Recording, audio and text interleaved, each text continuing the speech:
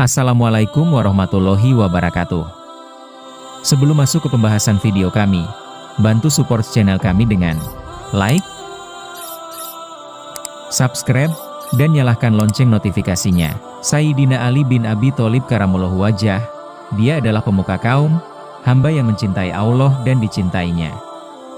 Dia adalah gerbang kota ilmu, punggawari thorika, penyimpul isyarat, panjinya orang-orang yang berpetunjuk, cahayanya orang-orang yang taat, walinya orang-orang yang bertakwa, imamnya orang-orang yang adil. Dia orang yang paling dahulu menjawab dakwah dan beriman, paling lurus keputusannya dan keyakinannya, paling besar kearifannya, paling banyak ilmunya. Dia adalah Ali bin Abi Tholib karamallahu wajhah, teladan orang-orang yang bertakwa, perhiasan para arif, pengabar hakikat tauhid, pengisyarat kilauan cahaya ilmu tafrid, pemilik hati yang cerdas, lisan yang banyak bertanya, telinga yang peka, janji yang ditepati. Dia adalah penumpas fitnah dan penjaga berbagai macam bencana. Dia menghempaskan orang-orang yang melanggar aturan, menaklukkan orang-orang yang menyimpang, dan menolak orang-orang yang keluar dari agama. Dialah yang tegas dalam agama Allah. Sebuah petua mengatakan bahwa tasyawuf adalah memaku pandangan kepada sang kekasih dan menebas sesuatu yang terbatas.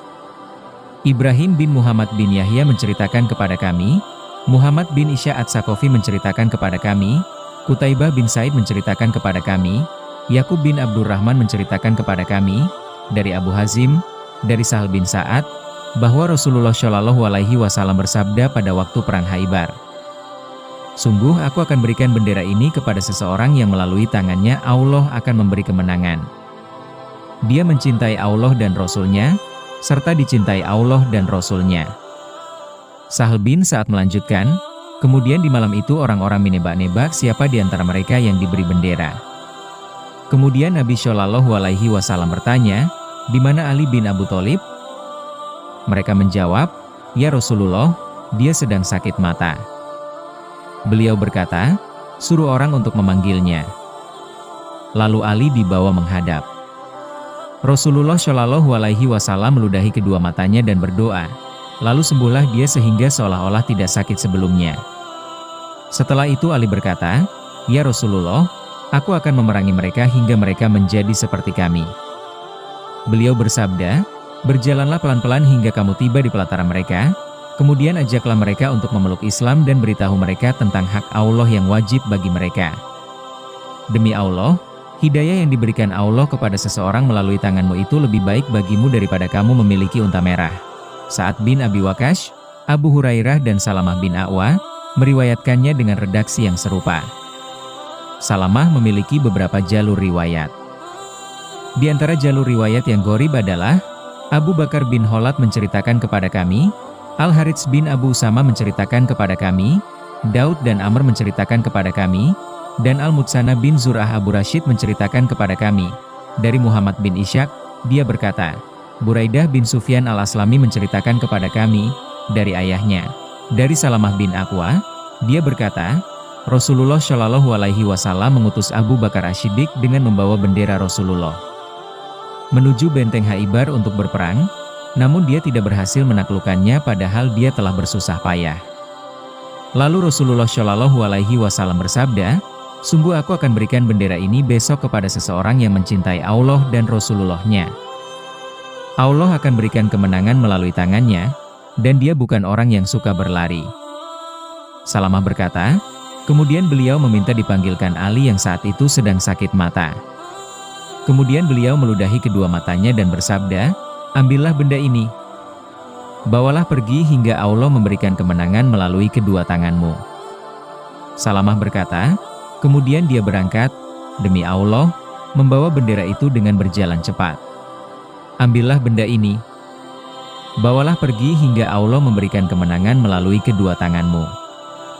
Salamah berkata, kemudian dia berangkat, demi Allah, membawa bendera itu dengan berjalan cepat, dan kami di belakangnya mengikuti jejaknya, hingga dia menancapkan benderanya di sebuah tumpukan batu di bawah benteng. Lalu seorang Yahudi melongok dari puncak benteng dan bertanya, siapa kamu? Dia menjawab, Ali bin Abi Tholib. Orang Yahudi itu berkata, kalian akan kalah, Dan sesungguhnya kami tetap mengikuti ajaran Musa atau seperti yang dia katakan. Dia tidak kembali hingga Allah memberikan kemenangan melalui kedua tangannya. Syekh Abu Nuaim berkata, ini adalah hadits gharib yang bersumber dari Buraidah dari ayahnya. Di dalamnya terdapat tambahan-tambahan lafaz yang belum diperiksa. Yang benar adalah dari Yazid bin Abu Ubaidah dari Salamah bin Aqwa. Qais bin Rabi menceritakan kepada kami, dari Laits bin Abu Sulaim, dari Ibnu Abi Layla, dari Al-Hasan bin Ali, dia berkata, Rasulullah Shallallahu Alaihi Wasallam bersabda, panggillah junjungan bangsa Arab. Yang beliau maksud adalah Ali bin Abu Thalib. Lalu Aisyah bertanya, bukankah engkau junjungan bangsa Arab? Beliau menjawab, aku adalah junjungan anak Adam, sedangkan Ali adalah junjungan bangsa Arab. Ketika Ali sudah datang, beliau meminta dipanggilkan orang-orang Ansyar, lalu mereka pun datang menemui beliau. Beliau bersabda kepada mereka, wahai orang-orang Ansyar, maukah kalian kutunjukkan sesuatu yang apabila kalian berpegang padanya maka kalian tidak akan sesat sesudah itu untuk selamanya? Mereka menjawab, mau, ya Rasulullah. Beliau bersabda, ini Ali, cintailah dia demi cintaku, muliakanlah dia demi kemuliaanku, karena Jibril memerintahkan kepadaku apa yang telah kukatakan kepada kalian dari Allah. Al-Harits bin Hashirah, dari Qasim bin Jundub, dari Anas, dia berkata, Rasulullah Shallallahu Alaihi Wasallam bersabda, wahai Anas, tuangkan air wudhu. Kemudian beliau berdiri dan sholat 2 rakaat. Setelah itu beliau bersabda, wahai Anas, orang yang pertama kali masuk ke tempat ini dari pintu ini adalah Amirul Mukminin, junjungan umat Islam, pemimpin orang-orang yang bersinar wajahnya, dan penutup para penerima wasiat. Anas melanjutkan, aku berkata, ya Allah, jadikanlah dia berasal dari Ansyar. Aku menyembunyikan keinginanku ini. Tiba-tiba datanglah Ali, lalu beliau bertanya, siapa itu, wahai Anas? Aku menjawab, Ali. Lalu beliau berdiri dengan gembira, memeluk Ali, lalu mengusap peluh di wajahnya dengan wajah beliau, dan mengusap keringat Ali dengan wajah beliau. Ali bertanya, ya Rasulullah, aku melihatmu melakukan sesuatu yang tidak pernah engkau lakukan padaku sebelumnya. Beliau bersabda, apa yang menghalangiku, sedangkan engkau akan menyampaikan pesan dariku, membuat mereka mendengarkan suaraku, dan menjelaskan kepada mereka apa yang mereka perselisihkan sesudahku. Jabir al-Jufi meriwayatkannya dari Abu Tufail dari Anas dengan redaksi yang serupa.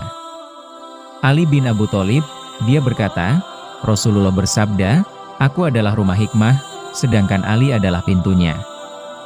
Hadits ini diriwayatkan oleh Ashbak bin Nubatah dan Al-Harits dari Ali dengan redaksi yang serupa, dan Mujahid dari Ibnu Abbas dari Nabi Shallallahu Alaihi Wasallam dengan redaksi yang sama. Dari Ibnu Abbas, dia berkata, Rasulullah Shallallahu Alaihi Wasallam bersabda, Allah tidak menurunkan ayat yang di dalamnya terdapat kalimat, wahai orang-orang yang beriman, melainkan Ali sebagai junjungan dan pemimpinnya. Abu Nuaim berkata, kami tidak meriwayatkannya secara marfu, kecuali dari hadits Ibnu Abi Hautsamah, dan para periwayat lain meriwayatkannya secara mauquf. Ja'far bin Muhammad bin Umar menceritakan kepada kami, dari Hudzaifah bin Yaman, dia berkata, mereka bertanya, ya Rasulullah, tidakkah engkau mengangkat Ali sebagai khalifah? Beliau menjawab, apabila kalian mengangkat Ali sebagai pemimpin, maka kalian akan mendapatinya sebagai orang yang memberi petunjuk dan diberi petunjuk, serta menempuh jalan yang lurus dengan kalian. Numan bin Abu Syaibah al-Jundi meriwayatkannya dari At-Sauri dari Abu Ishaq dari Zaid bin Yutsai, dari Hudzaifah dengan redaksi yang serupa. Sulaiman bin Ahmad menceritakan kepada kami, Abdullah bin Wuhaib al-Ghazi menceritakan kepada kami, dari Zaid bin Yutsai, dari Hudzaifah, dia berkata, Rasulullah Shallallahu Alaihi Wasallam bersabda, jika kalian mengangkat Ali sebagai khalifah dan tidak melihat kalian akan melakukannya, maka kalian akan mendapatkannya sebagai orang yang memberi petunjuk dan diberi petunjuk. Dia akan membawa kalian kepada jalan yang lurus. Hadits ini diriwayatkan oleh Ibrahim bin Hirasah dari At-Sauri dari Abu Ishaq dari Zaid bin Yutsai, dari Ali dari Nabi Shallallahu Alaihi Wasallam dengan redaksi yang sama. Abu Ahmad Al-Ghatrifi menceritakan kepada kami, Abu Al-Hasan bin Abu Mukatil Muhammad bin Ubaid bin Utbah menceritakan kepada kami, Muhammad bin Ali Al-Wahbi Al-Kufi menceritakan kepada kami, Ahmad bin Imran bin Salamah seorang periwayat yang sikoh, adil dan diterima riwayatnya menceritakan kepada kami, Sufyan Ats-Tsauri menceritakan kepada kami, dari Mansur, dari Ibrahim, dari Alqamah, dari Abdullah, dia berkata, aku di sisi Nabi Shallallahu Alaihi Wasallam, lalu beliau ditanya tentang Ali. Dan beliau menjawab, hikmah dibagi menjadi 10 bagian. Ali diberikan 9 bagian, sedangkan manusia lain diberi 1 bagian. Abu Aun, dari Abu Sholi Al-Hanafi, dari Ali, dia berkata, aku berkata, ya Rasulullah, berwasiatlah atau berpesanlah kepadaku. Beliau bersabda, ucapkanlah, Tuhanku Allah, kemudian istiqomahlah. Ali melanjutkan, kemudian aku berkata, Allah adalah Tuhanku, dan tidak ada taufik bagiku melainkan dengan pertolongan Allah. Hanya kepada Allah aku bertawakal dan hanya kepadanyalah aku kembali. Beliau bersabda, selamat atas ilmu yang engkau peroleh. Wahai Abu Al-Hasan, sungguh engkau telah mereguk ilmu dengan sangat banyak. Ubaidah, dari Syakik, dari Abdullah bin Mas'ud, dia berkata, sesungguhnya Al-Quran diturunkan dengan 7 huruf, cara baca. Setiap hurufnya memiliki sisi lahir dan sisi batin. Dan sesungguhnya Ali bin Abu Thalib memiliki pengetahuan tentang sisi lahir dan sisi batin. Ismail bin Abu Khalid menceritakan kepada kami, dari Abu Ishaq, dari Hubairah bin Yarim, bahwa Hasan bin Ali berdiri dan berkhutbah. Dia berkata, kemarin kalian telah ditinggalkan oleh seorang laki-laki yang ilmunya tidak terkalahkan oleh generasi pendahulu, dan tidak terkejar oleh generasi akhir. Rasulullah Shallallahu Alaihi Wasallam pernah mengutusnya dan memberikan bendera kepadanya. Lalu dia tidak kembali hingga Allah membukakan kemenangan melalui tangannya. Jibril ada di kanannya dan Mikail ada di kirinya. Dia tidak meninggalkan dinar dan dirham kecuali sebesar 700 yang merupakan kelebihan dari gajinya, yang hendak dia belikan seorang pelayan.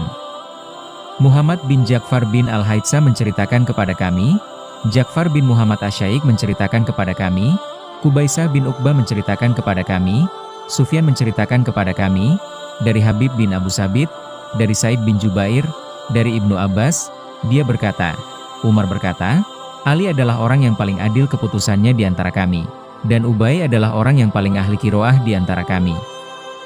Saur bin Yazid, dari Khalid bin Madan, dari Muadz bin Jabal, dia berkata, Nabi Shallallahu Alaihi Wasallam bersabda, wahai Ali, aku membedaimu dengan Nabi Shallallahu Alaihi Wasallaman, dan tidak ada Nabi Shallallahu Alaihi Wasallaman sesudahku. Dan engkau membedai manusia lain, dan tidak seorang pun dari suku Quraisy yang menandingimu. Engkau adalah yang pertama beriman kepada Allah di antara mereka, yang paling komitmen terhadap janji Allah, yang paling menegakkan perintah Allah, yang paling mampu membagi dengan sama rata, yang paling adil terhadap rakyat, yang paling mengerti keputusan, dan yang paling besar keutamaannya di sisi Allah. Yahya bin Sa'id Al-Ansyori, dari Sa'id bin Musayyib, dari Abu Sa'id Al-Hudri, dia berkata, Rasulullah Shallallahu Alaihi Wasallam bersabda kepada Ali sambil menepuk di antara kedua pundaknya, wahai Ali, kamu memiliki 7 perilaku yang tidak seorang pun bisa menandingimu dalam hal perilaku itu di hari kiamat. Engkau adalah orang mukmin yang paling awal beriman kepada Allah, paling memenuhi janji Allah, paling teguh menjalankan perintah Allah, paling ulas asih kepada rakyat, paling mampu membagi dengan sama rata, paling mengetahui tentang peradilan, dan paling besar keistimewaannya di hari kiamat. Ibrahim bin Yusuf bin Abu Isyab menceritakan kepada kami, dari ayahnya, dari Asyabi, dia berkata, Ali berkata, Rasulullah Shallallahu Alaihi Wasallam bersabda kepadaku, selamat datang junjungan umat Islam dan imam orang-orang yang bertakwa. Lalu Ali ditanya, apa yang kau lakukan untuk mensyukurinya? Dia menjawab, aku memuji Allah atas apa yang dia berikan kepadaku, memohon kepadanya syukur atas apa yang dia limpahkan kepadaku, dan semoga dia menambahkan apa yang telah dia berikan kepadaku. Hisyam bin Urwah, dari ayahnya, dia berkata, Anas bin Malik menceritakan kepada kami, dia berkata, Nabi Shallallahu Alaihi Wasallam mengutusku untuk memanggil Abu Barzah al-Aslami. Lalu beliau berkata kepadanya dan aku mendengar, "Wahai Abu Barzah, sesungguhnya Tuhan semesta alam telah menyampaikan janji kepada terkait Ali bin Abu Thalib. Allah berfirman, Ali adalah panji hidayah, menara iman, imam waliku, cahaya semua orang yang menaatiku. Wahai Abu Barzah, Ali bin Abu Thalib adalah orang kepercayaanku kelak di hari kiamat, dan pembawa panjiku di hari kiamat di atas kunci-kunci perbendaharaan rahmat Tuhanku." Sholih bin Abi al-Aswad menceritakan kepada kami dari Abu Barzah, dia berkata, Rasulullah Shallallahu Alaihi Wasallam bersabda, "Sesungguhnya Allah menyampaikan satu janji kepadaku tentang Ali." Lalu aku bertanya, "Ya Robbi, jelaskan dia kepadaku." Lalu Allah berfirman, "Dengarlah." Aku berkata, "Aku siap mendengar." Allah berfirman, "Sesungguhnya Ali adalah panji hidayah, imam para waliku, cahaya orang yang menaatiku. Dia adalah kalimat yang dibebankan pada orang-orang yang bertakwa. Barang siapa mencintainya, maka dia mencintaiku. Dan barang siapa membencinya, maka dia telah membenciku. Maka, sampaikanlah kabar gembira ini kepadanya." Lalu datanglah Ali, dan aku pun menyampaikan kabar gembira ini kepadanya. Dia berkata, "Ya Rasulullah, aku hanyalah hamba Allah dan berada dalam genggamannya. Apabila dia mengazabku, maka itu karena dosaku. Dan apabila dia menyempurnakan janji yang engkau sampaikan kepadanya, maka sesungguhnya Allah paling pantas memenuhi janji." Lalu aku berdoa, "Ya Allah, bersihkan hatinya dan jadikanlah kesenangannya ada pada iman." Lalu Allah berfirman, "Aku telah melakukan itu padanya." Kemudian Allah mengangkatnya dengan memberinya kekhususan berupa ujian yang tidak diberikannya kepada seorang pun di antara sahabat-sahabatku. Lalu aku bertanya, "Ya Robbi, dia itu saudaraku dan sahabatku." Allah berfirman, "Sesungguhnya ini telah menjadi ketetapan sebelumnya bahwa dia akan diuji dan dijadikan sebagai ujian." Sa'ad bin Muhammad Asy-Syairafi menceritakan kepada kami. Muhammad bin Utsman bin Abu Syaibah menceritakan kepada kami, Ibrahim bin Muhammad bin Maimun menceritakan kepada kami, Hakam bin Zahir menceritakan kepada kami, dari Asudi, dari Abdu Hoir, dari Ali, dia berkata, "Ketika Rasulullah Shallallahu Alaihi Wasallam wafat, aku bersumpah untuk tidak menanggalkan selendangku dari punggungku sampai aku mengumpulkan isi di antara dua sampul mushaf. Dan benar saja, aku tidak meletakkan selendangku dari punggungku hingga aku mengumpulkan Al-Quran." Abu Bakar bin Malik menceritakan kepada kami.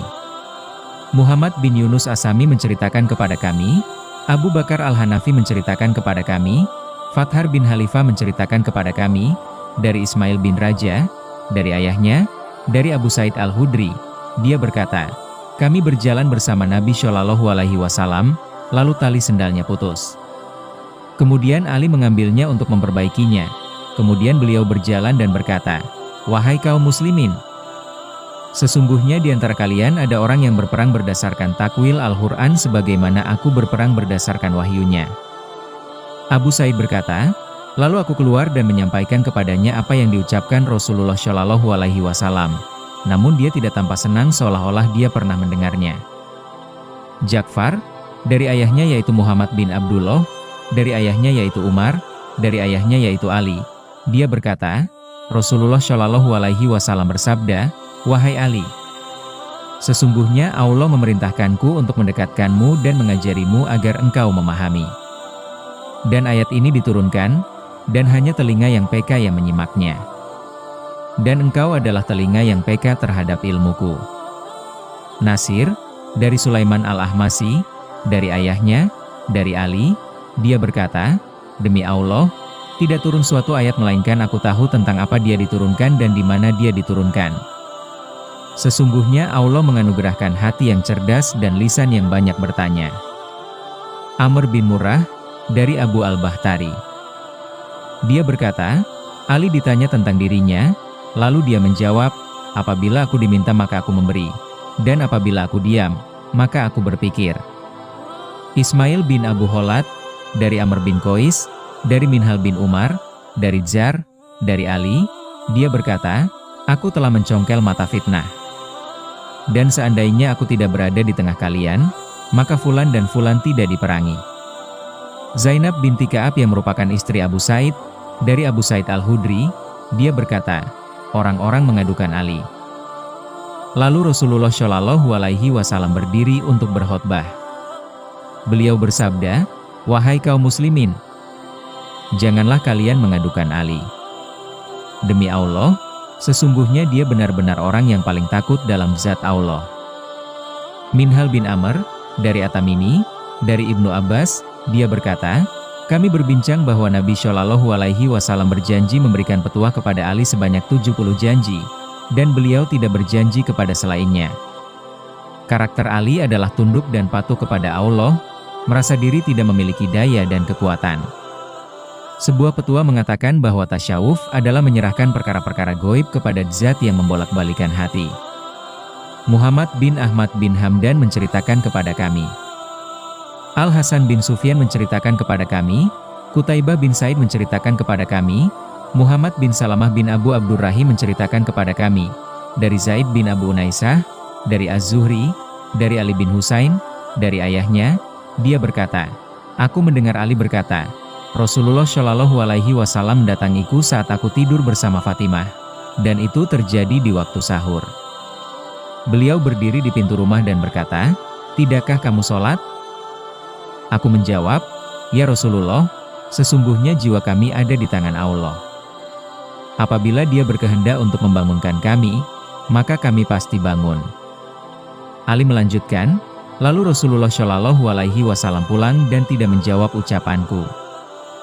Dia melanjutkan, saat memutar badan, aku mendengar beliau membaca ayat sambil menepukkan tangan pada paha beliau. Dan manusia adalah makhluk yang paling banyak membantah. Al-Quran Surat Al-Kahfi, ayat 54. Hadits ini juga diriwayatkan oleh Hakim bin Abad bin Hunaif, Sholih bin Kalsan, Syu'aib bin Hamzah dan para periwayat lain dari Az-Zuhri. Al-Bukhari dan Muslim meriwayatkannya dari Qutaibah bin Said. Ali Karamullahu Wajah adalah sahabat yang menjaga wirid dan berpetualangan untuk meningkatkan makom spiritual. Sebuah petua mengatakan bahwa tasyawuf adalah harapan kepada kekasih dalam memperoleh pencarian. Laits bin Sa'ad menceritakan kepada kami, dari Yazid bin Abdullah bin Had, dari Muhammad bin Ka'ab Al-Qurasi, dari Syabats bin Ribi, dari Ali bin Abu Thalib, bahwa dia berkata, Ali datang menemui Rasulullah Shallallahu Alaihi Wasallam dengan membawa tawanan, lalu Ali berkata kepada Fatimah, temuilah ayahmu, dan mintalah seorang pelayan agar kita tidak perlu bekerja. Lalu Fatimah menemui ayahnya di waktu sore, lalu beliau bersabda kepadanya, ada apa, anakku? Dia menjawab, tidak ada apa-apa. Aku datang hanya untuk mengucapkan salam kepadamu. Dia merasa malu untuk meminta sesuatu. Dan ketika dia pulang, Ali bertanya kepadanya, apa yang kamu lakukan? Fatimah menjawab, aku tidak meminta apapun, aku malu. Hingga pada malam berikutnya, Ali berkata lagi kepada Fatimah, temuilah ayahmu, dan mintalah seorang pelayan agar kita tidak perlu bekerja. Lalu Fatimah menemui ayahnya, tetapi dia malu untuk meminta sesuatu kepada beliau. Hingga pada malam ketiga, kami semua keluar untuk menemui Rasulullah Shallallahu Alaihi Wasallam. Beliau bertanya, apa yang membawa kalian datang kemari? Ali menjawab, ya Rasulullah, kami keberatan bekerja. Karena itu, kami berharap engkau memberi kami seorang pelayan agar kami tidak perlu bekerja. Rasulullah Shallallahu Alaihi Wasallam bersabda kepada keduanya, maukah kalian berdua kuberitahu sesuatu yang lebih baik bagi kalian daripada unta merah? Ali menjawab, mau ya Rasulullah. Beliau bersabda, bacalah takbir, tasbih dan tahmid 100 kali saat kalian hendak tidur, agar engkau bermalam dengan 1000 kebajikan. Dan bacalah zikir yang sama ketika memasuki waktu pagi, sehingga kalian bangun dengan 1000 kebajikan. Ali berkata, aku tidak pernah melewatkannya sejak mendengarnya dari Rasulullah Shallallahu Alaihi Wasallam kecuali pada malam Siffin. Aku melupakannya sampai akhirnya ingat di akhir malam. Abdurrahman bin Abu Laila, dari Ali, dia berkata, Rasulullah Shallallahu Alaihi Wasallam mendatangi kami hingga beliau meletakkan kedua kaki beliau di antara aku dan Fatimah, Kemudian beliau mengajari kami zikir yang kami baca ketika kami berbaring di tempat tidur kami, yaitu tasbih 303 kali, tahmid 303 kali, dan takbir 304 kali. Ali melanjutkan, aku tidak pernah meninggalkannya sama sekali. Seorang laki-laki bertanya kepadanya, dan tidak pula di malam Syiffin? Ali menjawab, dan tidak pula di malam Syiffin. Al-Hakim dan Mujahid meriwayatkannya dari Ibnu Abi Layla dengan redaksi yang serupa. Al-Jariri menceritakan kepada kami, dari Abu Wird. Dari Ibnu Abbad, dia berkata, Ali berkata kepadanya, wahai Ibnu Abbad, tahukah kamu apa haknya makanan? Abu Abbad balik bertanya, apa itu haknya makanan, wahai Ali bin Abu Thalib? Ali menjawab, kamu mengucapkan, dengan menyebut nama Allah. Ya Allah, berkahilah apa yang engkau rizkikan kepada kami. Kemudian Ali bertanya, tahukah kamu bagaimana cara mensyukurinya apabila kamu selesai makan? Aku bertanya, bagaimana cara mensyukurinya? Dia menjawab, kamu mengucapkan, segala puji bagi Allah yang telah memberi kami makan dan minum. Kemudian Ali berkata, maukah kamu kubaritahu tentang diriku dan Fatimah binti Rasulullah Shallallahu Alaihi Wasallam? Fatimah adalah keluarga beliau yang paling beliau sayangi. Dan dia adalah istriku. Dia biasa memutar gilingan hingga gilingan itu meninggalkan bekas pada tangannya, mengambil air dengan ember hingga berbekas pada lehernya, membersihkan rumah hingga pakaiannya berdebu, dan menyapu api di bawah periuk hingga mengotori pakaiannya. Dia mengalami kesusahan dari pekerjaan itu.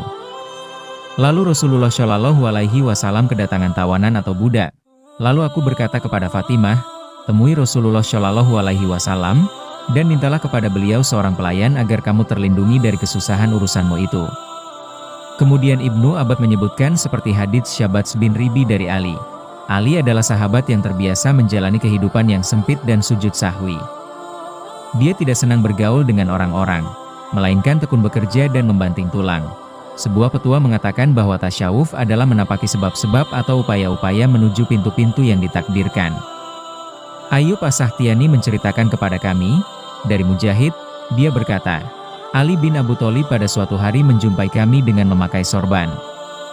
Dia berkata, aku pernah mengalami lapar yang sangat di Madinah, lalu aku keluar untuk mencari pekerjaan di rumah-rumah Madinah. Lalu tiba-tiba aku menjumpai seorang perempuan yang telah mengumpulkan tanah kering untuk dia basahi. Lalu aku mendatanginya, kemudian aku sepakat dengannya untuk melakukan pekerjaannya dengan upah sebutir kurma untuk setiap timba. Kemudian aku mengerek 16 timba hingga kedua tanganku lecet. Kemudian aku menuangkan air pada tanah itu. Kemudian aku menemui perempuan tersebut. Aku berkata kepadanya dengan telapak tanganku seperti ini di depannya. Ismail mengulurkan dan menggabungkan kedua tangannya. Aku hitung kurmaku sebanyak 16 butir. Kemudian aku menemui Nabi Shallallahu Alaihi Wasallam dan menceritakan kejadian itu kepada beliau. Lalu beliau memakan sebagian kurma itu bersamaku. Hamad bin Zaid dalam haditsnya mengatakan, lalu mengairi sebanyak 16 atau 17 timba. Kemudian aku mencuci tangan. Kemudian aku pergi membawa kurma itu ke tempat Rasulullah Shallallahu Alaihi Wasallam. Beliau berkata baik kepadaku dan mendoakanku. Hadits ini juga diriwayatkan oleh Musa At-Tahan dari Mujahid dengan redaksi yang serupa. Musa At-Tahan, dari Mujahid, dari Ali, dia berkata, aku datang ke sebuah kebun lalu pemiliknya berkata kepadaku, 1 timba sebutir kurma. Lalu aku mengerek 1 timba dan menerima 1 kurma, hingga kedua tanganku penuh. Kemudian aku meminum sedikit air. Lalu menemui Rasulullah Shallallahu Alaihi Wasallam dengan segenggam kurma. Beliau memakan sebagiannya, dan aku memakan sebagiannya. Ali adalah orang yang terhias di antara para hamba, dan menyandang hiasan orang-orang yang berbakti dan orang-orang zuhud. Ashbak bin Nubatah, dia berkata, aku mendengar Ammar bin Yasar berkata, Rasulullah Shallallahu Alaihi Wasallam bersabda, wahai Ali, sesungguhnya Allah telah menghiasi dengan hiasan yang para hamba tidak pernah dihiasi dengan hiasan yang lebih dicintai Allah daripada hiasanmu itu. Itu adalah hiasan orang-orang yang berbakti di sisi Allah, yaitu zuhud terhadap dunia. Allah menjadikanmu tidak mengambil sedikit pun dari dunia. dan dunia tidak mendekatimu sedikit pun. Dan Allah mengaruniakanmu kecintaan terhadap orang-orang miskin. Allah menjadikan ridho kepada mereka sebagai pengikut, dan mereka ridho kepadamu sebagai imam. Ali bin Husain, dia berkata, Ali bin Abu Tholib berkata, pada hari kiamat nanti, dunia datang dengan perhiasannya yang paling indah, kemudian dia berkata, Ya Robbi, berikanlah aku kepada sebagian walimu. Lalu Allah berfirman, pergilah, karena kamu tidak ada nilainya. Kamu terlalu hina untuk kuberikan kepada sebagian waliku. Kemudian dia dilipat seperti pakaian yang usang dilipat lalu dilemparkan ke dalam api. Ali bin Abu Tholib bersikap zuhud terhadap dunia sehingga disingkap tabir baginya. Diberi petunjuk, dan dibukakan mata hatinya sehingga hilanglah kebutaannya. Al-Husain bin Ali, dari Ali bin Abu Tholib, dia berkata, Rasulullah Shallallahu Alaihi Wasallam bersabda, barang siapa yang bersikap zuhud terhadap dunia, maka Allah akan mengajarkannya ilmu tanpa belajar, memberinya petunjuk tanpa petunjuk lahiriah, menjadikannya melihat dan menghilangkan kebutuhan darinya. Ali bin Abu Tholib adalah orang yang tahu tentang zat Allah. Marifatullah dalam dadanya sangatlah besar. Sebuah petua mengatakan bahwa tasyawuf adalah keluar dari hijab menuju tersingkapnya hijab. Ibnu Abbas, bahwa Ali bin Abu Tholib mengutus Ibnu Abbas untuk menemui Zaid bin Syauhan. Lalu Ibnu Abbas bertanya, Ya Amirul Mukminin, sesungguhnya aku tidak mengajarimu tentang zat Allah, dan sesungguhnya Allah itu maha agung di dadamu. Muhammad bin Ishaq, dari Numan bin Sa'ad, dia berkata, aku berada di Kufah di rumah keamiran, yaitu rumah Ali bin Abu Tholib. Tiba-tiba Nauf bin Abdullah masuk dan berkata, Wahai Amirul Mukminin, di pintu ada 40 orang Yahudi. Ali berkata, suruh mereka masuk.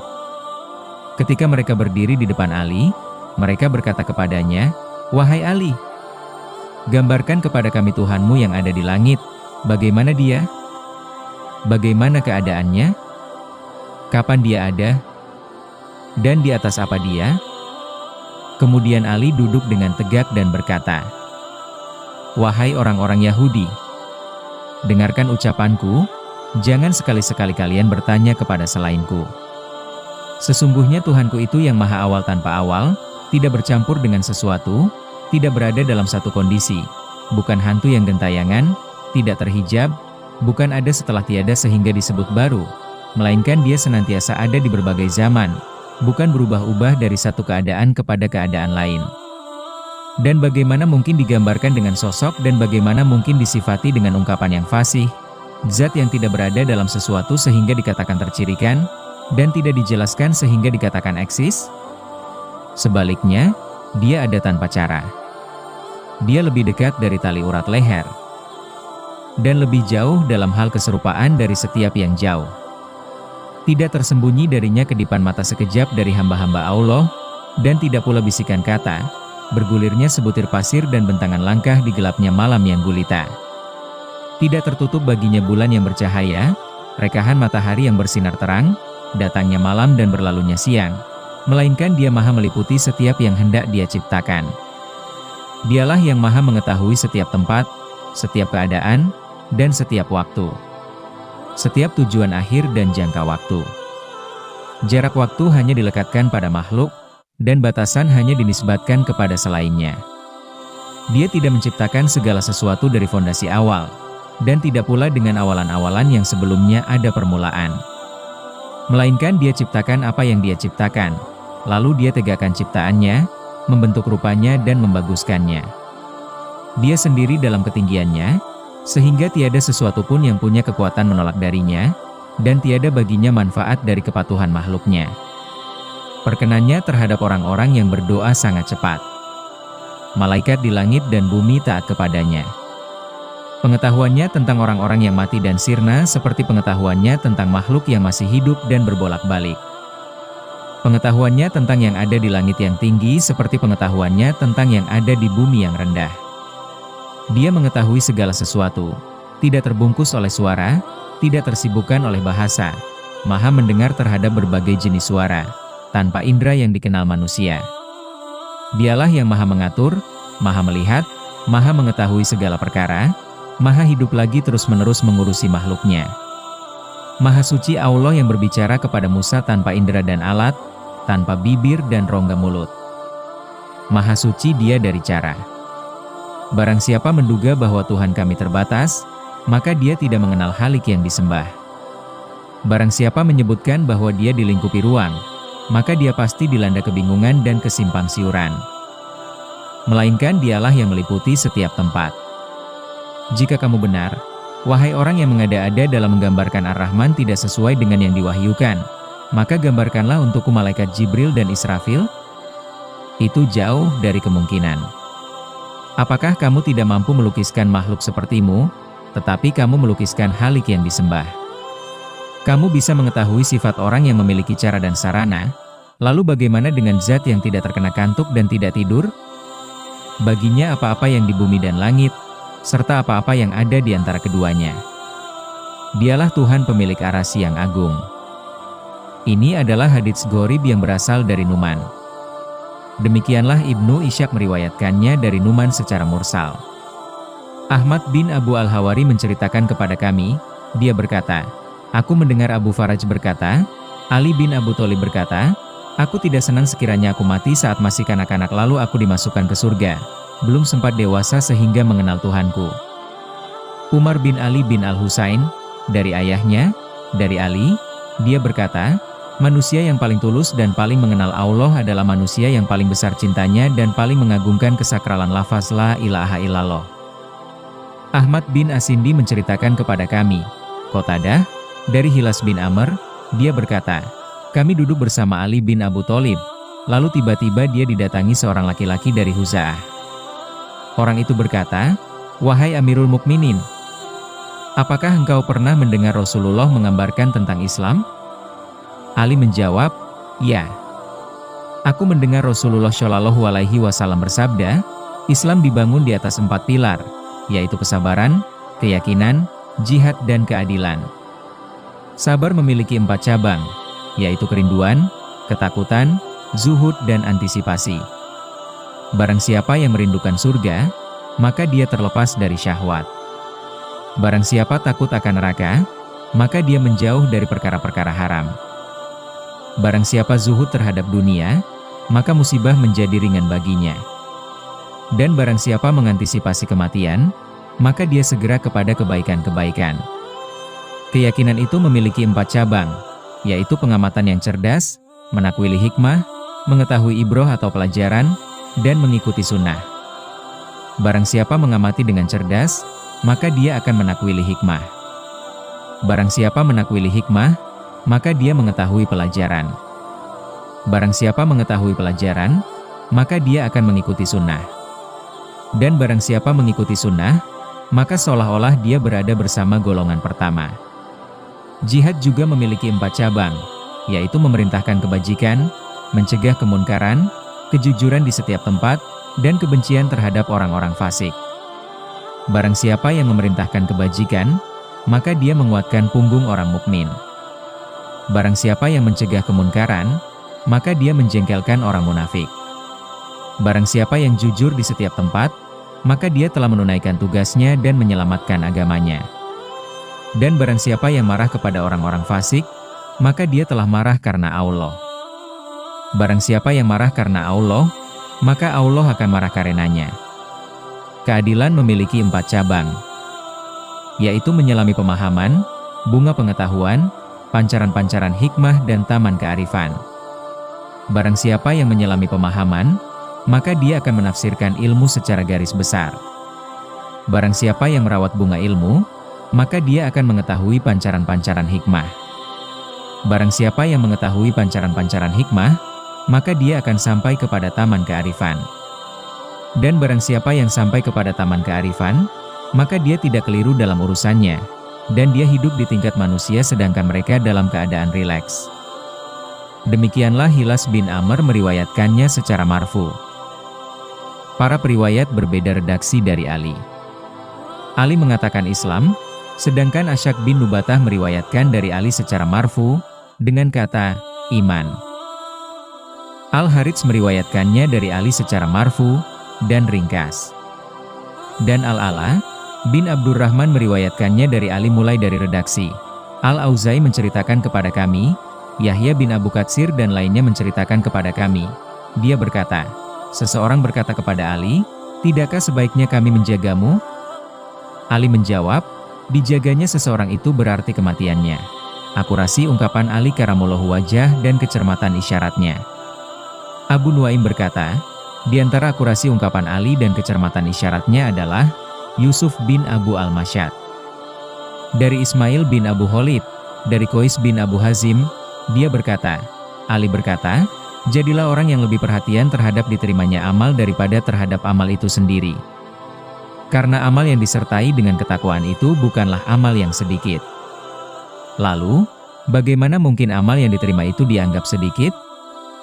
Isa bin Muslim atau Hawi menceritakan kepada kami, dari Sabit bin Abu Syafiyah, dari Abu Zagli, dia berkata, Ali bin Abu Thalib berkata, "Jagalah 5 hal dariku. Seandainya kalian mengendarai unta untuk mencari kelima hal itu, maka kalian akan membuat unta itu tua sebelum kalian menemukannya. Kelima hal itu adalah, seorang hamba tidak berharap kecuali kepada Tuhannya. Tidak takut kecuali kepada dosanya. Orang bodoh tidak malu untuk bertanya tentang apa yang tidak dia ketahui. Orang alim tidak malu ditanya tentang yang dia tidak ketahui untuk berkata, Allah lebih mengetahui. Dan kedudukan sabar bagi iman itu seperti kedudukan kepala bagi tubuh. Tidak ada iman bagi orang yang tidak memiliki kesabaran." Abu Maria menceritakan kepada kami, dari Zubaid, dari Muhajir bin Umair, dia berkata, Ali bin Abu Thalib berkata, "Sesungguhnya yang paling saya takuti adalah mengikuti hawa nafsu dan panjang angan-angan. Mengikuti hawa nafsu itu menjauhkan dari kebenaran. Dan panjang angan-angan itu membuat lupa akan akhirat. Ketahuilah, sesungguhnya dunia telah berlalu pergi. Dan ketahuilah, sesungguhnya akhirat itu telah berjalan mendekat. Setiap orang adalah anak dari keduanya. Karena itu, jadilah kalian anak-anak akhirat, dan janganlah kalian menjadi anak-anak dunia. Karena hari ini adalah hari untuk beramal tanpa ada hisab, dan esok adalah hari hisab tanpa ada amal." At-Tsauri dan satu kelompok periwayat meriwayatkannya dari Zubaid dengan redaksi yang sama dari Ali secara mursal. Mereka tidak menyebut Muhajir bin Umair. Abu Nuaim berkata, "Aku diberitahu hadits ini oleh Ad-Darqutni dari syaihku. Dan aku tidak menulisnya kecuali dari jalur riwayat ini."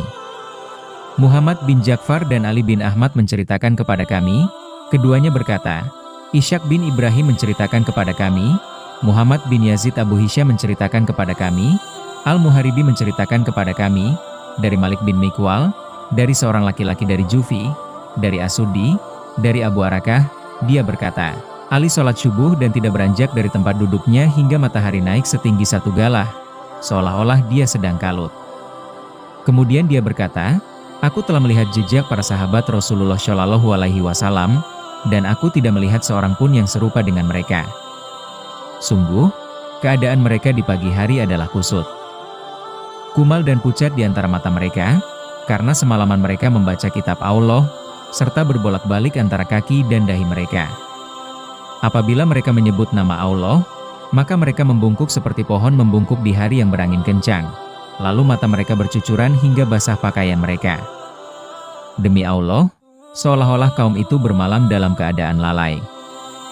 Ibnu Fudail menceritakan kepada kami, dari Laits, dari Al-Hasan, dari Ali, dia berkata, "Beruntunglah bagi setiap hamba yang lemah suaranya. Dia mengenal manusia, tetapi manusia tidak mengenalnya, dan Allah mengetahuinya dengan ridho. Mereka itulah pelita hidayah.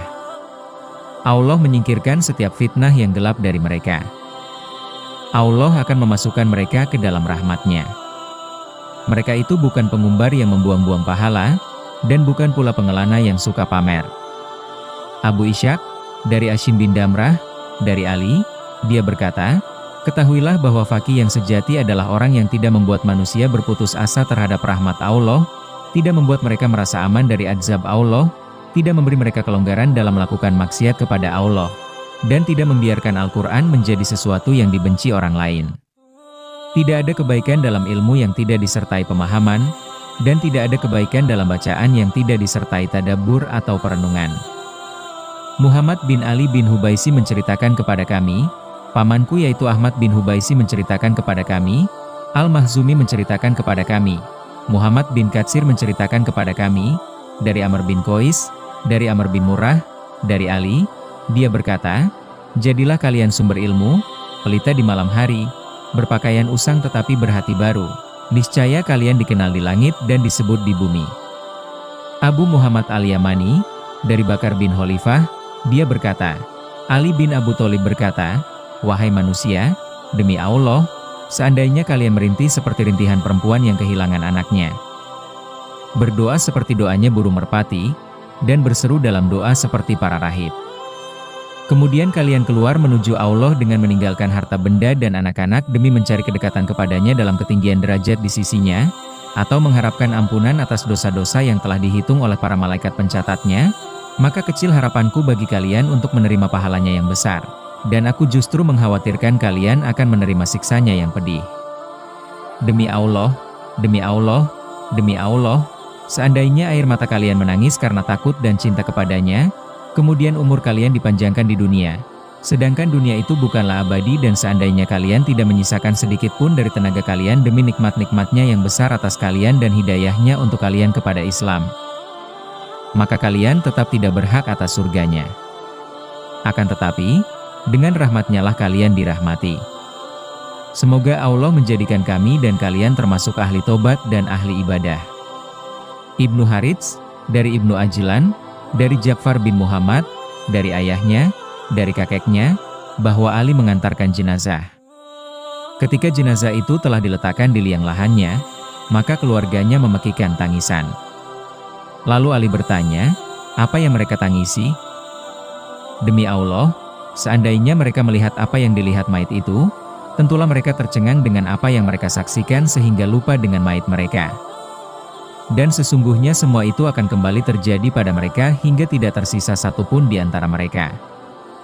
Kemudian Ali berkata, aku berpesan kepada kalian, wahai hamba-hamba Allah, untuk bertakwa kepada Allah yang telah membuat perumpamaan-perumpamaan bagi kalian, menetapkan batas waktu ajal bagi kalian, memberi kalian pendengaran untuk menyimak apa yang Dia kehendaki, penglihatan untuk menyingkap apa yang Dia tutupi, hati untuk memahami apa yang Dia ajarkan mengenai struktur bentuk-bentuknya.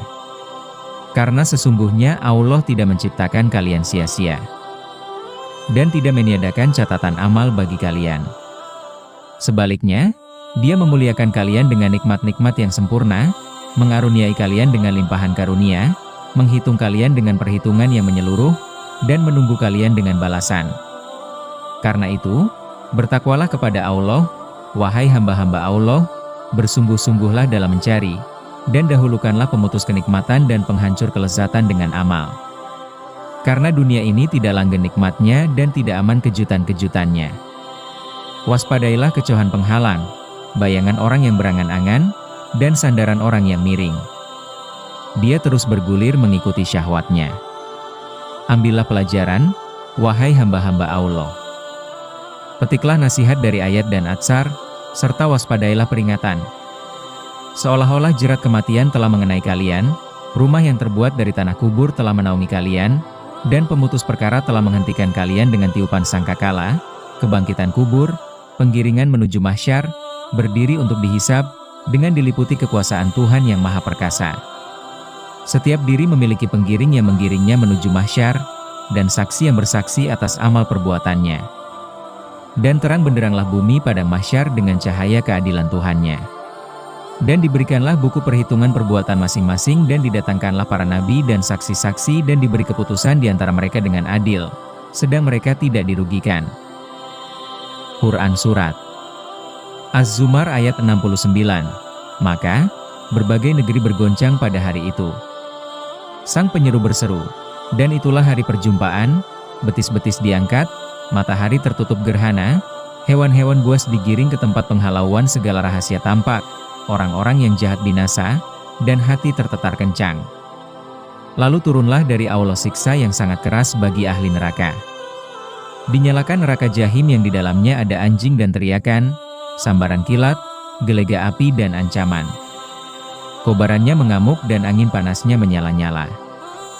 Orang yang abadi di dalamnya tidak pernah diringankan siksanya, tidak pernah berhenti ratapannya, dan tidak pernah diputus tali ikatannya. Bersama mereka ada para malaikat yang mengabarkan tempat kediaman mereka di neraka dan dijebloskannya mereka ke neraka Jahim. Mereka terhijab dari Allah, terpisah dari para walinya, dan bertolak menuju neraka. Wahai hamba-hamba Allah, bertakwalah kepada Allah seperti takutnya orang yang gentar lalu tunduk, seperti takutnya orang yang takut lalu pergi, dan seperti takutnya orang yang waspada lalu melihat dan menyingkir, lalu dia bersungguh-sungguh dalam mencari jalan, selamat dengan lari, tiba di tempat tujuan, dan mengeluarkan bekal. Cukuplah Allah sebagai yang maha membalas dan maha melihat. Cukuplah catatan amal sebagai seteru dan penyampai argumen. Cukuplah surga sebagai balasan. Dan cukuplah neraka sebagai bencana dan hukuman. Aku memohon ampun kepada Allah untuk diriku dan kalian. Sahal bin Syuaib menceritakan kepada kami, dari Abu Ali Syaikol, dari Abdul Ala, dari Nauf al-Bakali, dia berkata, aku melihat Ali bin Abu Thalib keluar rumah lalu memandangi bintang-bintang. Kemudian dia berkata, wahai Nauf, apakah kamu sedang tidur atau masih melek? Aku menjawab, masih melek, wahai Amirul Mukminin. Dia berkata, wahai Nauf, surga bagi orang-orang yang bersikap zuhud terhadap dunia dan cinta terhadap akhirat. Mereka itulah kaum yang menjadikan bumi sebagai hamparan, debunya sebagai kasur, dan airnya sebagai minuman yang lezat, serta Al-Quran dan doa sebagai selimut dan pakaian.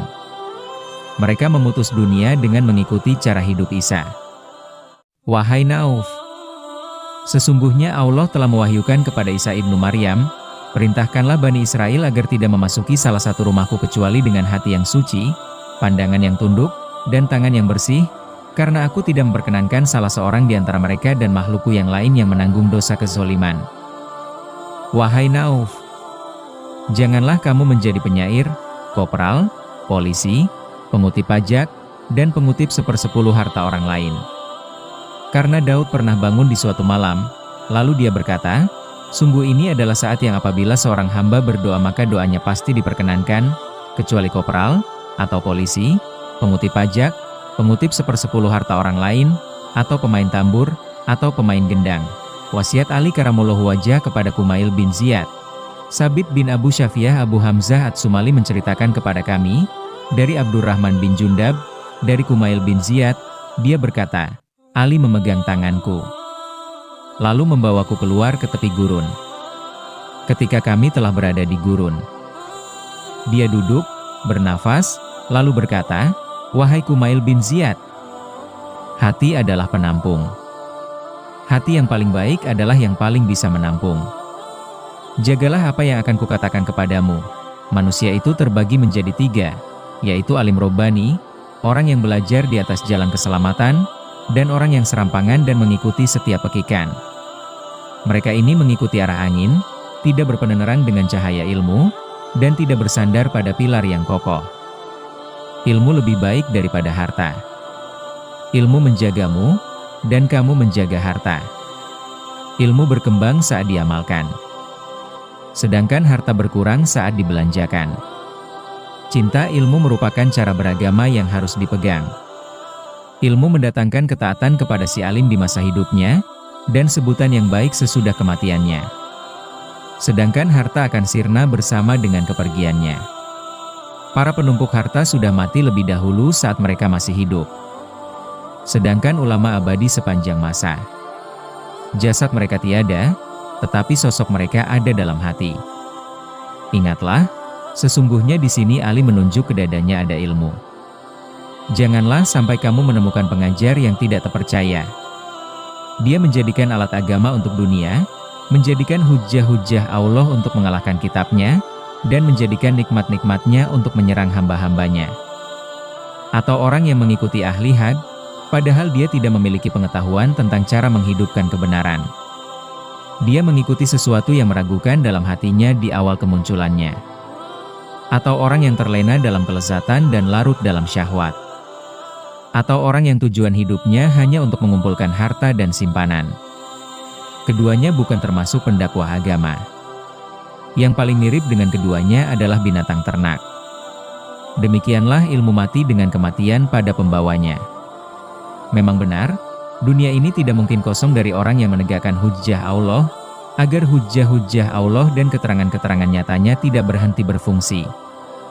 Mereka itulah minoritas jumlahnya, tetapi paling besar nilainya.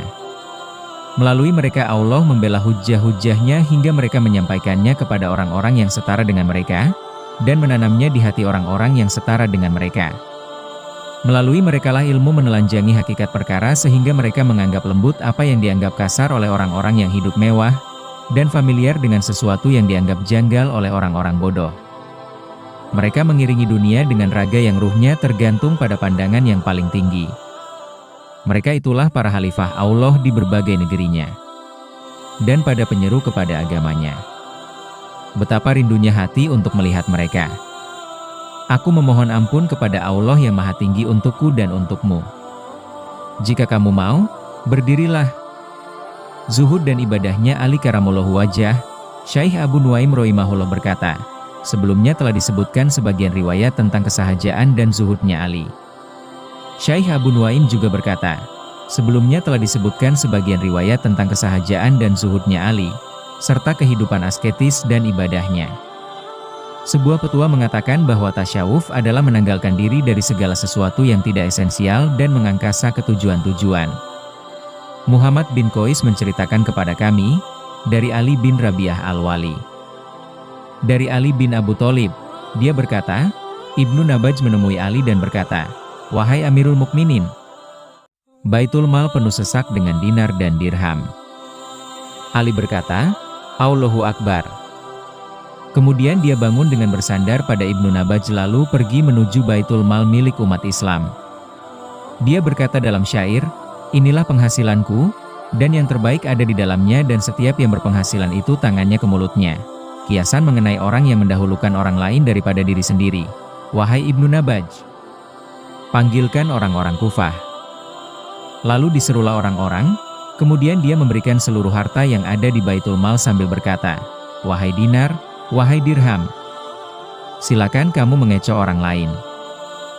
Ini, ambillah. Dia membagi-bagikannya hingga tidak tersisa satu dinar dan dirham pun. Kemudian dia menyuruh untuk membersihkan Baitul Mal lalu sholat 2 rakaat di dalamnya. Abdul Waritz bin Said menceritakan kepada kami, dari Abu Amr bin Al-Ala menceritakan kepada kami, dari ayahnya, bahwa Ali bin Abu Tholib berkhutbah dan berkata, demi Allah yang tiada Tuhan selain Dia, aku tidak mengambil dari harta fai kalian selain ini. Lalu dia mengeluarkan sebuah botol dari lengan bajunya dan berkata, ini hadiah dari mantan sahabatku, yaitu Dihkan. Abu Hamid bin Jabalah menceritakan kepada kami, Muhammad bin Ishaq menceritakan kepada kami, Abdullah bin Umar menceritakan kepada kami, Umar menceritakan kepada kami, Ibnu Numair menceritakan kepada kami, Abu Hayyan At-Taimi menceritakan kepada kami dari Mujami, At-Taimi, dia berkata, Ali pernah menyapu Baitul Mal dan sholat di dalamnya sembari menjadikannya sebagai masjid dengan harapan itu akan menjadi saksi baginya pada hari kiamat.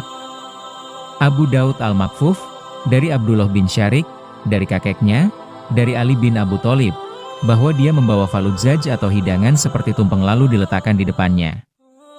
Dia berkata, aromamu memang harum, warnamu bagus, dan rasamu enak, tetapi aku tidak senang membiasakan diri dengan yang belum terbiasa olehnya.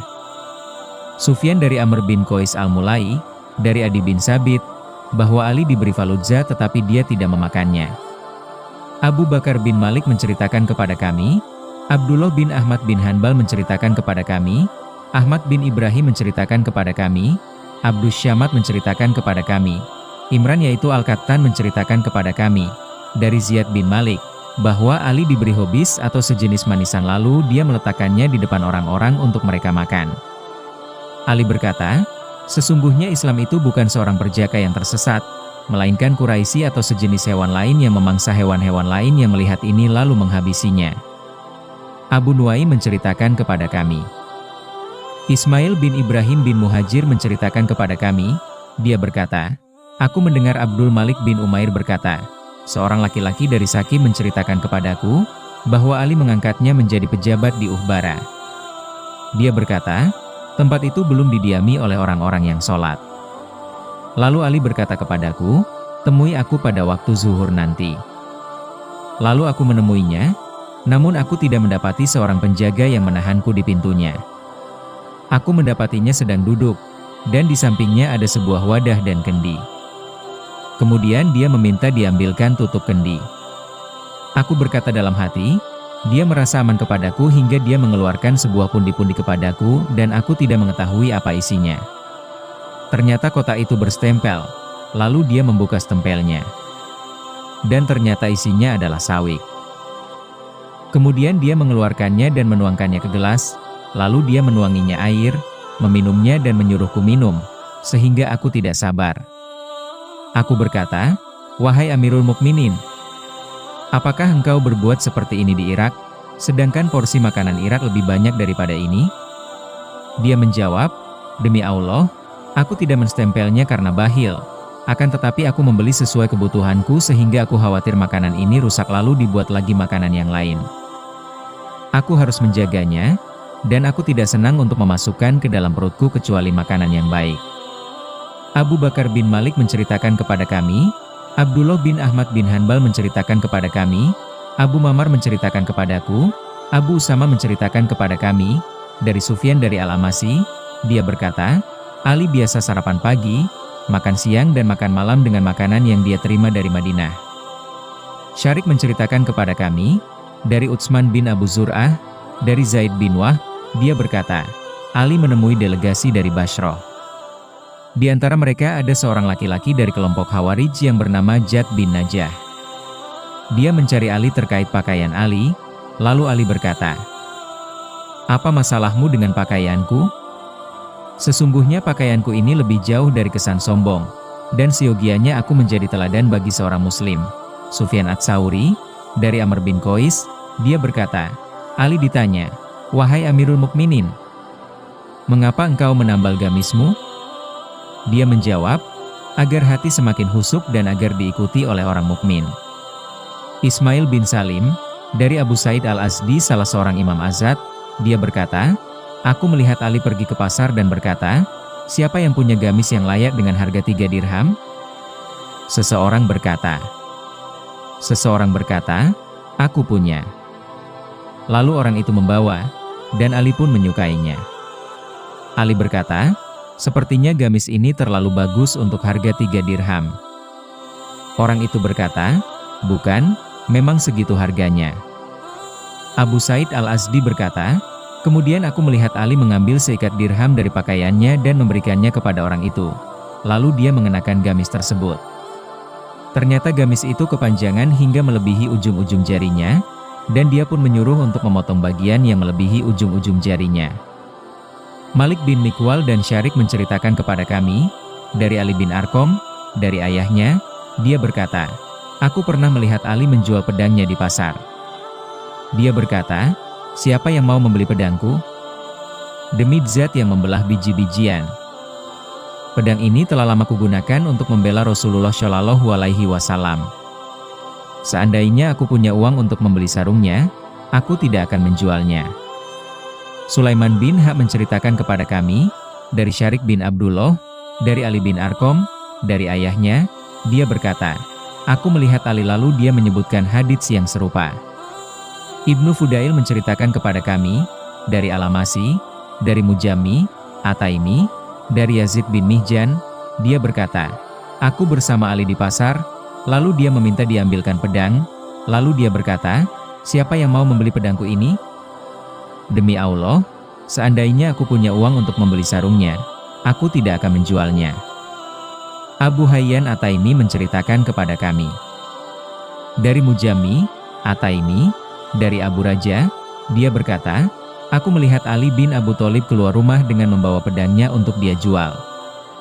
Dia berkata, siapa yang mau membeli pedangku ini? Seandainya aku punya uang untuk membeli sarungnya, aku tidak akan menjualnya." Lalu aku berkata, "Wahai Amirul Mukminin, aku mau menjual sarung kepadamu dan menanggungkan pembayarannya hingga gajian." Abu Usama menambahkan, "Ketika gaji Ali keluar, dia memberiku."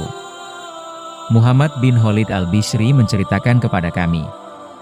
Al-Hasan bin Zakaria At-Saqafi menceritakan kepada kami, dari Anbasahan Nahwi, dia berkata, Aku menyaksikan Hasan bin Abu Al-Hasan saat didatangi oleh seorang laki-laki dari Bani Najiyah. Dia berkata, "Wahai Abu Said, aku menerima kabar bahwa engkau berkata, seandainya Ali memakan hasyaf atau kurma yang sudah keras, rusak dan hilang rasa manisnya, Ahmad, maka itu lebih baik baginya daripada yang dia lakukan." Al-Hasan berkata, "Wahai anak saudaraku, itu adalah kalimat batil yang dengannya engkau mencegah tumpahnya darah. Demi Allah, mereka kehilangannya sebagai sesuatu yang berharga. Demi Allah, itu bukan pencurian terhadap harta Allah, dan bukan penyimpangan dari perintah Allah. Dia telah memberikan komitmennya terhadap Al-Quran tentang hak dan kewajibannya. Dia menghalalkan apa yang dihalalkan Al-Quran, dan mengharamkan apa yang diharamkan Al-Quran, hingga sikap itu membawanya kepada telaga yang berlimpah airnya dan taman-taman yang indah. Itulah Ali bin Abu Thalib, hai anak yang dangkal ilmunya." Penggambaran Ali karamullahu wajah di majelis Muawiyah. Abdul Wahid bin Abu Amr al-Asadi menceritakan kepada kami, dari Muhammad bin Asaib al-Kalbi, dari Abu Sholih, dia berkata, Dirar bin Damrah al-Kinani menemui Muawiyah, lalu Muawiyah berkata kepadanya, "Gambarkanlah kepada kami tentang Ali." Muawiyah berkata, "Apakah kamu akan memberiku banyak uang?" "Ya Amirul Mukminin." Muawiyah berkata, "Aku tidak akan memberimu uang."